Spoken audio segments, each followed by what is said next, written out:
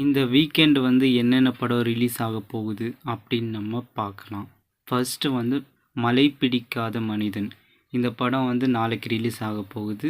Actor வந்து விஜய் ஆண்டனி, மேகா ஆகாஷ், சரத்குமார் 3 பேரும் நடிச்சிருக்காங்க. விஜய் மில்டன் டைரக்ட் பண்ணியிருக்காரு.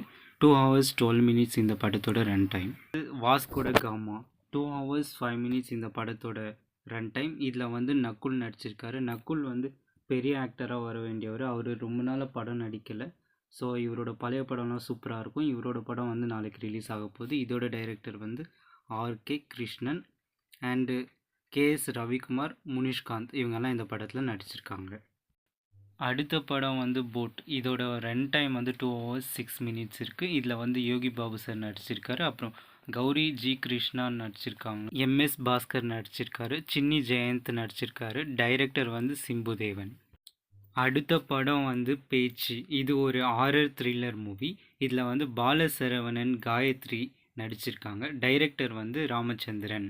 அடுத்த படம் வந்து நண்பன் ஒருவன் வந்த பிறகு. இதோட ரன் டைம் வந்து 2 hours 15 minutes. இதோட டைரக்டர் வந்து ஆனந்தராம். இவரே வந்து ஆக்டும் பண்ணியிருக்காரு.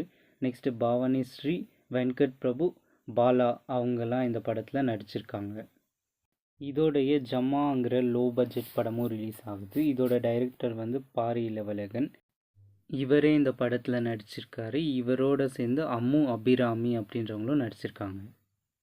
இந்த 6 படம் தான் இந்த வாரம் தமிழ்நாட்டில் ரிலீஸ் ஆகுது. இந்த படத்தில் எந்த படம் நீங்கள் பார்க்கணுன்னு ரொம்ப வெயிட் பண்ணிருக்கீங்கன்றதை கமெண்ட் பண்ணுங்கள். மறக்காமல் சப்ஸ்கிரைப் பண்ணுங்கள்.